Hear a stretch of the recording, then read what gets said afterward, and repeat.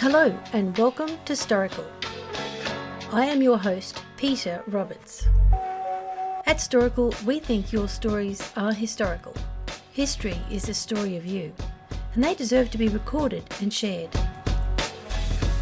Historical is the place you come to for advice on how to capture life story, tools to use, and how to complete your project. Listen to experts, memoir writers, and product reviews. Let's inspire you to start.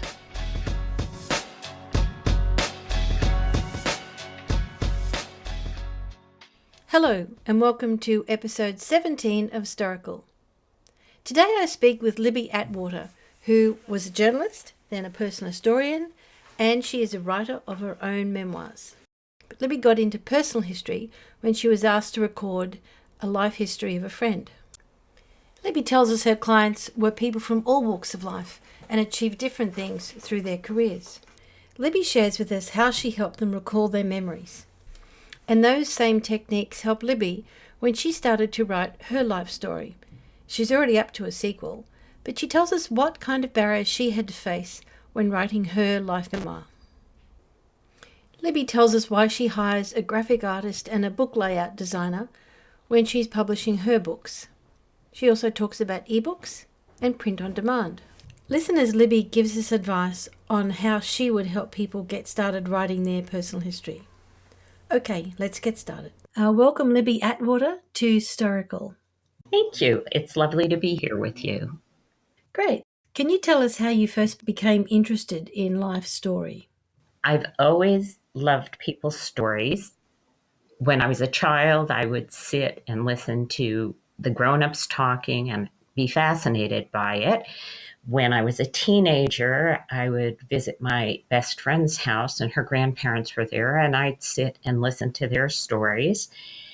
And when I grew up, I became a reporter for a small newspaper, and I would write people's stories, and I specialized in feature stories.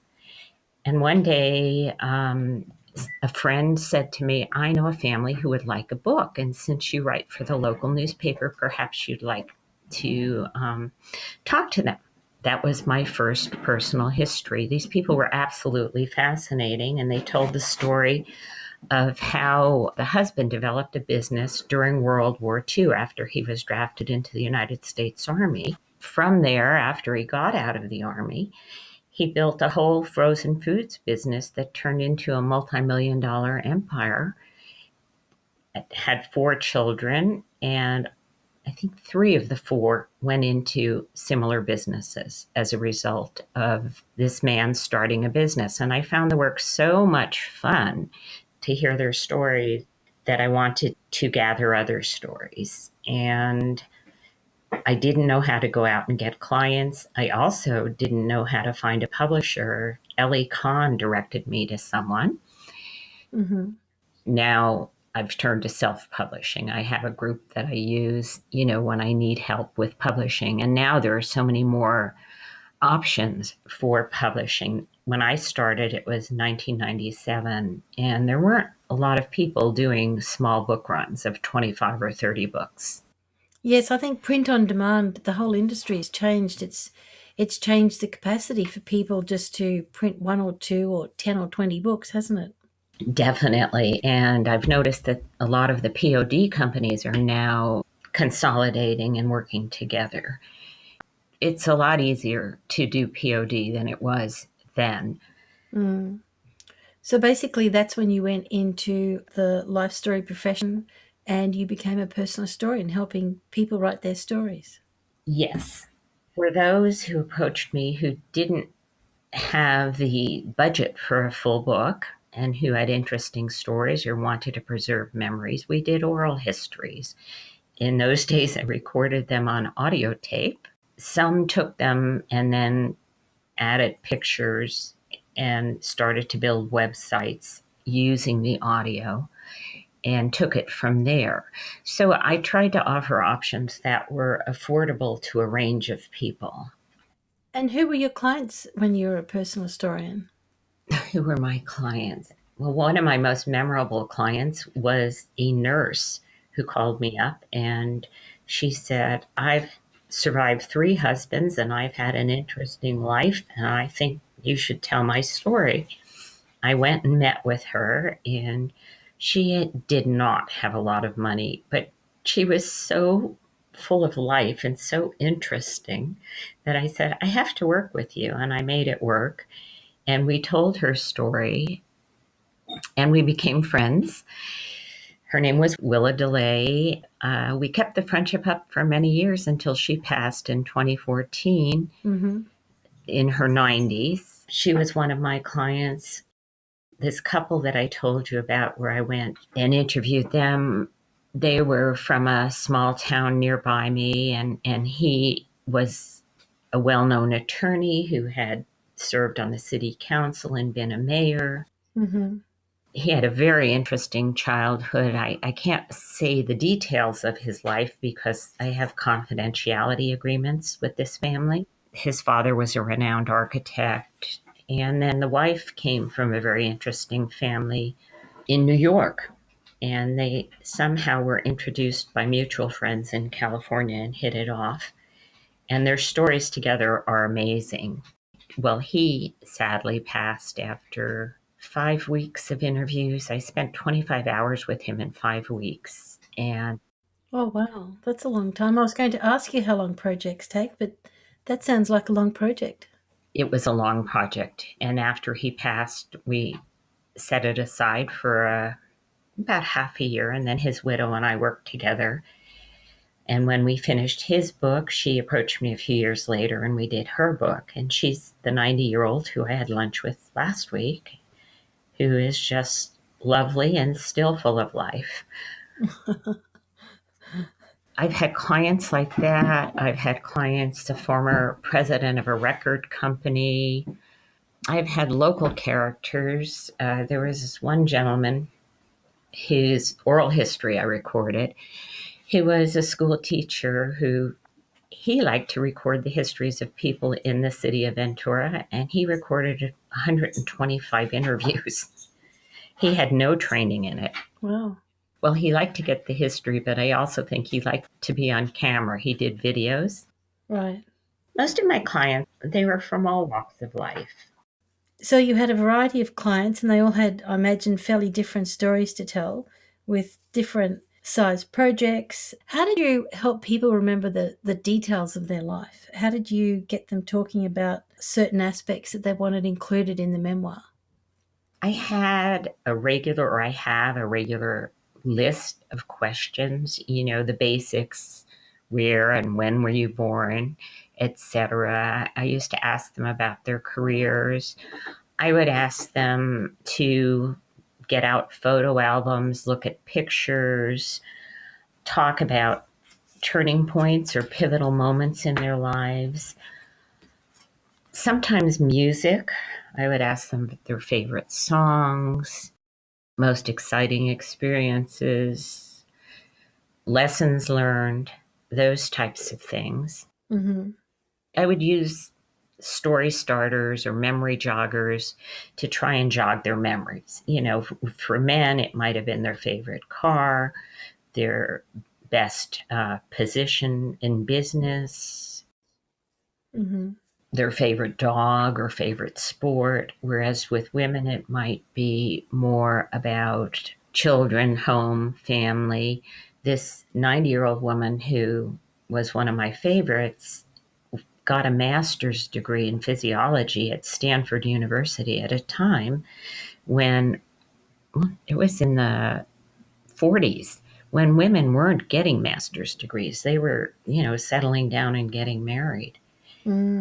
So she was pretty remarkable. And then she went back east to Sloan Kettering and did cancer research. Wow. That's unusual. She was very unusual. I mean, she'd had, and travel. A lot of my clients like to talk about their travels. And many of them were worldwide travelers. My first client, his biggest trip was to the big island of Hawaii every year. He would take his family over at Christmas time for 1 or 2 weeks. As the family grew, the number of tickets he booked grew. At one point, I think he took 21 family members over for 2 weeks at a very lovely resort on the Big Island of Hawaii. So travel was a big aspect of a lot of people's lives. Mm-hmm. Pretty much basic things to get them to talk. And you produced books and audio files for people to take away from the projects. What were the reactions to the releasing of their books? How did they react? Most of them were thrilled. They were very excited and pleased with their books. Mm-hmm. I'd say, how did you like the book? Was it what you expected? And I like people to collaborate with me. You know, when I do a book, that's one lesson I did learn as a personal historian. Whereas I used to interview and write up the story and then deliver the entire book to them. And I found that it was better to work with the people with the chapters of the book. So I would send them a few chapters at a time, have them look them over and say, I'd like to change this or I'd like to change that. And it didn't make the project as overwhelming for them. Mm-hmm. Initially, when I sent someone the whole book, they just kind of set it aside and didn't have time to read it. I guess making the project manageable and fun and having this back and forth was one great aspect. And another idea I incorporated later in my career was to use historical text boxes to place the client's life in context. So, for example, this woman who was born in 1928, I would research what was going on in the world at the time she was born and then write a little textbook. And then I'd say, and then in the midst of all this, so and so was born. And that would help place the story in context. I guess that would help people or future generations, I suppose, understand the context in which people live their lives. Exactly. When someone tells a story like I was stuck out in the middle of nowhere and, and the car broke down or we were out in this boat in an age before cell phones, young people don't understand it. So you really do need to place the story in context. I can see that. And how did you help your clients choose the pictures to illustrate their life? They usually presented me with the pictures. My first clients, the ones who were in the food industry, the wife, when I asked for photos, she went into a closet and had 2 or 3 huge shopping bags just filled with photos. So I took them home and sorted through them. And it was amazing because they helped Ronald Reagan launch his run for the White House. Oh, wow. And they had carpooled with him. And so here were these pictures of them going to the inauguration and at a White House state dinner, just thrown in this paper bag from the market. So it wasn't too hard to sort their pictures. And it was great fun. But often people have several pictures of the same event. And then I would say, I think we should use this one because it'll scan better and it'll show up better in a book. Mm-hmm. We would work together to edit them, to get them into a normal order. Mm-hmm. But most of my clients have plenty of pictures. Right. Yes, I imagine so. So, Libby, I understand that since that time, you have left behind your times as being a personal historian and have now started writing your own memoirs. So you're on the other side of the interview microphone, I might say. What's that been like, and what motivated you to write your own story? When I was a member of APH, there were a group of us within the organization, and someone came up with a challenge after one of the conferences and said, here we are writing other people's stories or, videoing other people's stories or recording them, and how many of us have done our own? And very few people raised their hands. So a small group of us, there may have been 10 or 12, got together in about 2003, and we started this writing group. And we would have a topic, someone would give us a prompt, and we would write on that topic that month and then share our stories among the group and give each other feedback. I found that having a deadline and having a topic really got me started writing my own memoir. So that's how I got started. The group eventually dissolved. We were together for about 10 months, and then everyone got busy with other things. In 2009, a friend invited me to a writing group up in Santa Barbara that she was attending called Writing the Story of Your Life, or Writing Your Personal History. And people would get up and read from their life stories. And that inspired me to continue my story. And then my husband kept saying to me, my husband's my biggest fan, by the way. He said, "When are you going to finish your book? When are you going to write your book?" So actually, you mentioned you were from Brisbane initially. We were at a conference on the Gold Coast of Australia, and I was sitting in the hall outside a conference room while my husband was in conference, using his laptop and writing my story or portions of it. It took me from 2003 to 2012 to finish the first draft. And then I was fortunate to have some beta readers who offered to read it and give feedback, which was very helpful. And from there, I went on and edited it, and I hired someone to copy edit it. I produced it with a traditional publishing company. It was highly acclaimed. I won awards for the book, but I didn't launch it properly. The whole marketing issue, because I knew nothing about book marketing. The best way to get a book to sell is to have a sequel or to have another book by the same author. And I don't know if you're aware of that. Mm-hmm. So I started writing the sequel while this book was in production. So this was the sequel that you were working on? So I've been working on several sequels. Finding My Birth Family, which happened in 2004. That whole stormy relationship. I was really working on that book very hard. And then my birth mother and birth sister decided they didn't want a relationship anymore. So I tried to continue with the book, and it was too emotional for me to work on.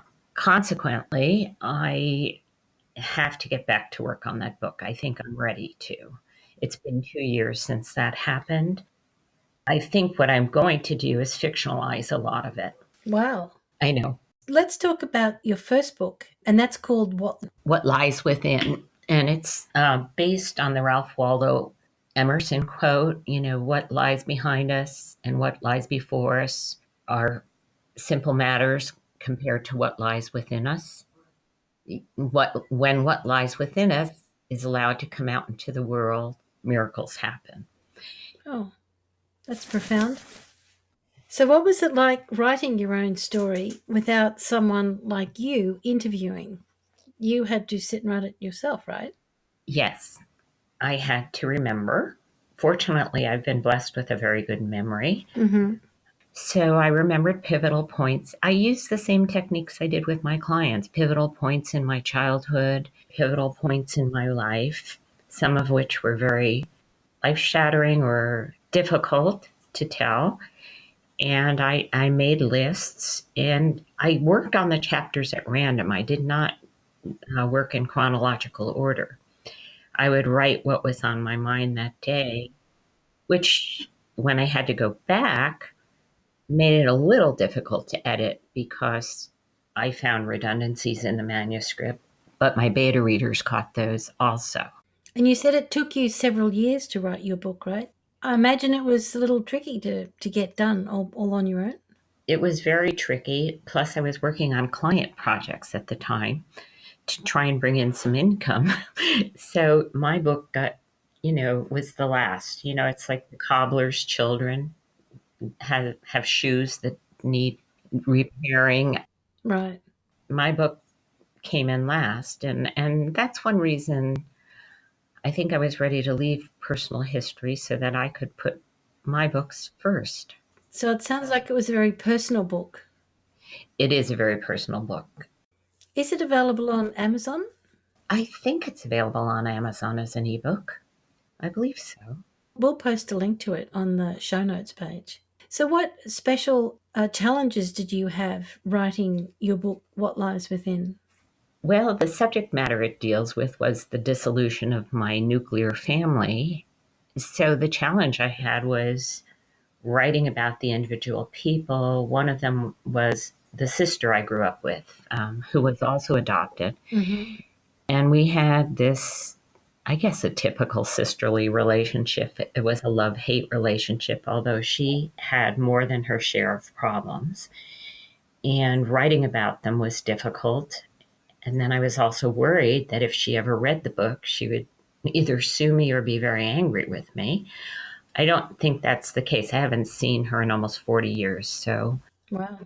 another challenge was telling the reasons for the dissolution of my family. And if I tell too much, I'll tell you the plot of the book. But basically, there were some really hard emotional times. Mm-hmm. There were hard times financially, there were hard times with my parents splitting up and my sister going off, etc. And so those were hard to write about. But the interesting part was when I wrote about the good times, I found that even more difficult. Why? I don't know. I guess because they were so much fun. And there were some really good times that I had as a child. And I know I was very privileged to have had them. I call it a riches to rags to reality story. That's a good way to put it. Yes. So that was difficult. And then I never knew how I was going to end the story. But my husband winds up being the hero of the book. Ah. He's nervous about the sequel coming out when he'll become the villain. No, surely not. No, never the villain. Wow, well, that sounds like you had a big challenge getting over that. Did the book, which gave you obviously a lot of time for reflection, change your perspective about what happened during your childhood? A little bit, actually, it did. My view of my father, who I idolized when I was a small child because he was the fun guy. My mother was the disciplinarian. But then he turned out to be the bad guy because he had a very bad gambling habit. And so I was very angry with him for many years. And then I realized he was just a flawed individual who had a terrible addiction. So working through that was helpful. Yes, coming to the realization that your parents are people can be sometimes earth-shattering, but as you say, it's bringing yourself into reality too. Yes, yes. It was all quite a challenge. And this book that I've been working on called What Took You So Long, which is the story of finding my birth family, because that's one of the things my birth mother said when I found them was, "What took you so long?" Wow. She's from New Jersey, as I am. But she never looked for me. So there are all kinds of twists and turns in that relationship. Wow. So you found your biological family. Yes, I did. And I found out I was the oldest of five. Only three of us survived. Mm-hmm. I always thought I was the second child because I was the second child in my family I grew up in. I always had first child tendencies, if you've ever read the birth order book. And I found out why I had first child tendencies because I really was the first child. Isn't that funny? Yes. And I also found out that I had full blooded siblings. Wow. So is that book now that you're writing, is that as emotional as the first one? In some ways, yes, because the relationship has been not always been smooth sailing, Mm-hmm. and it's filled with ups and downs. Wow. So when is that due for release? Have you got a publication date yet, or? Well, it was supposed to have been 2015, and what year are we in now? 2018. I'm hoping by the end of this year I can do something with it. Yeah, time flies, doesn't it? I did learn something from the first book, and that is that I would go with POD. I found a wonderful publisher who does POD work and release it as an ebook also. I found resources for ebooks sales that are very helpful. I've also become an avid ebook reader, even though I enjoy print books. I like the paper, the look, the feel, etc. We travel, and it's much easier to read an ebook on an iPad.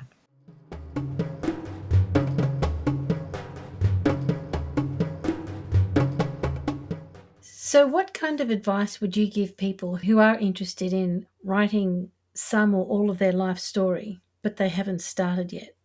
I would ask them what points they want to cover in their life. I would have them list their highlights and the difficult times. I would tell them that they need to be fully engaged in the process, that this is not something you just ask someone else to do because it is their story. I would tell them it might be, a little bit difficult at times. And if we touch on difficult topics and they don't want to talk about them, then they need to tell me and we can go over them. And I can give you examples. For example, one of my clients was in the United States Army in World War II, and he helped liberate some of the concentration camps in Europe. And he just looked me in the eye and he said, "And I don't want to talk about it." And I said, "All right." It was just too painful for him.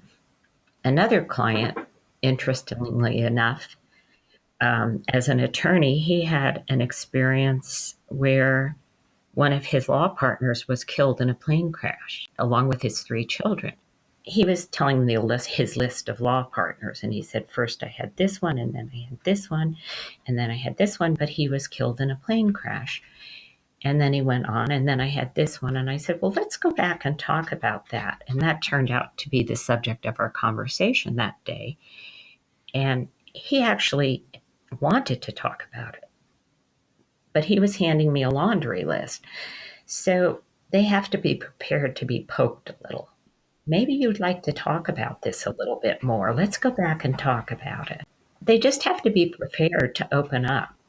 If there are things they don't want to open up about, well, that's all right too.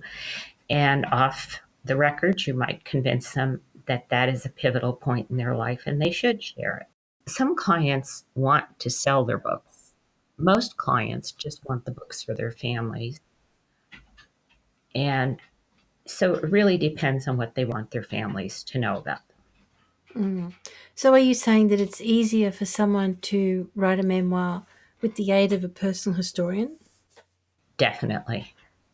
I think you need someone who has a structure, who knows how to organize a life, who knows the right questions to ask. And before you actually get to the questions I mentioned earlier, I have a standard list of questions. I always try and hand the client a biographical form or a research form and ask about their life in detail. And those form the basis for future questions. Quite often during the interview, something will come up which will form the basis for another question. So I think a seasoned professional is really the way to go. Most people say, "Oh, I've tried to write my life story and I wrote a few words, but I'm not really a writer." And then they stop. So I highly encourage them to hire a life story professional. Right. It sounds like that could help them get over that barrier and the resistance that they're facing in terms of saying to themselves, "I'm not a writer," and convincing themselves that that's the only way to write a life story. And there are other ways. There's filming, there's talking about it to someone, being recorded on audio. Exactly. Exactly. But even I've seen people or met people who tried to record an audio themselves, but they had no structure or direction. That's why it's important to have a professional to help you and give you some direction. You can get a book, but will you read it? There are classes you can take. If you're taking a class might help. But I still think a life story professional is the way to go. And there are people out there who can provide options. It doesn't always have to be a book. You've had experience with print on demand. Is there any kind of advice that you could offer people who are interested in printing their book, say on Amazon, such that it could be sold to the public? Well, my experience with print on demand has been recent and limited, but I was introduced to a gentleman who owns a publishing company in Texas, And he is the one who has taken care of our print on demand for us and placed the book on Amazon and Barnes and Noble, several different outlets, Baker and Taylor, Ingram. His name is Jose Ramirez, and it's Pedernales Publishing. He's done a wonderful job of that, and it has very reasonable fees. As a writer, as an editor, I consider layout and white space and font size. I would encourage people who do print on demand to work with a professional who knows about printing, who knows about layout, say a graphic artist or a designer. So those kinds of professionals would help with the design of the book so that's more reader friendly. Exactly. I have a local designer who I work with because we met for a job I was doing. It was a man who wrote a book called Journey to Freedom, and I was editing it for him. It was a historical biography of his family from the time they were slaves in North Carolina until he became a prosperous businessman in Los Angeles. I met this graphic artist at the time I was working on that book, and she helped me a great deal with that. Right. So it's one thing to write the words to a book, but it's a completely separate thing to then lay it out and get it printed. So it would not have looked as good as it did had she not gotten involved. Yes. Well, that's great. Do you have a website where people can contact you or look at your books? Yes, it's www.libby, Libby, Atwater, Atwater, books.com. I've had that website for a few years now, and on it are some of the books I did as personal histories, but also on it are my memoir, What Lies Within, and the newest book, which started as a personal history, but I am actually a co author, The Spirit of Villarosa, which is a departure from my book, but it's a lovely departure. Well, I'm reading the intro to the book, and it's quite a bit of a tease. Actually, it says, when Mark Ashton was kidnapped at gunpoint in Haiti in 2001, he made two promises: he would escape his captors, and he would tell his father's amazing life story. Well, that's a pretty good introduction to the book. Well, thank you. I wrote that. It sounds fascinating. It goes on to say his father, Horace Ashton, was a founding member of the Explorers Club, a gentleman's club for adventures and globe-trotting scientists, and showed his passion for adventure by visiting many perilous yet captivating corners of the world. Travel was not easy. Horace Ashton photographed the Wright brothers' first flight, travelled with Presidents Theodore Roosevelt and William Howard Taft as their photographer, and documented the 1906 San Francisco earthquake. Wow, he does sound like an Indiana Jones, doesn't he? He was. There were times when we were producing that book when we thought he was playing with us because he made some things very, very difficult. But Mark Ashton and I have worked together, well, since 2014 steadily. But this was the story that I started in 2003. The story behind the book is interesting too, but it's a great adventure. And if you like history and you like adventure, then please look at that book too. Yes, that sounds like an amazing book. How many people would have photographed the Wright brothers' first flight? How many people would have been there? Yes. And if you go into the Smithsonian Institution in Washington, D.C., the first three pictures of that flight are by Horace Ashton. Wow. Yeah, he was quite amazing in his day. He lived in interesting times as well. Yes. I don't know how he got access to the White House. He was so young. But today he wouldn't be able to walk up to the White House to show the president a composite photo he'd made. And that's actually how he got access to Theodore Roosevelt. And he was friendly with Alexander Graham Bell. And he had a conversation with Rasputin. Wow. Well, that sounds like a great book. Mark Ashton was his son. It's a really fascinating read. I'm glad we told the story. Well, I'm glad you did too. I think I'd be interested in reading that one. It's on Amazon. Okay. Okay. Well, thank you for being on Historical today, Libby. You're welcome. It's been a pleasure talking to you, Peter. Thank you for joining me in another episode of Historical.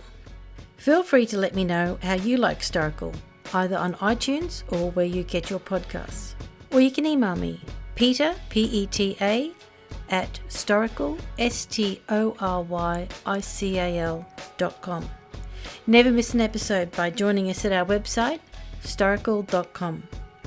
May Historical inspire you to story the historical, because it's never too soon to get started, but often it can be too late.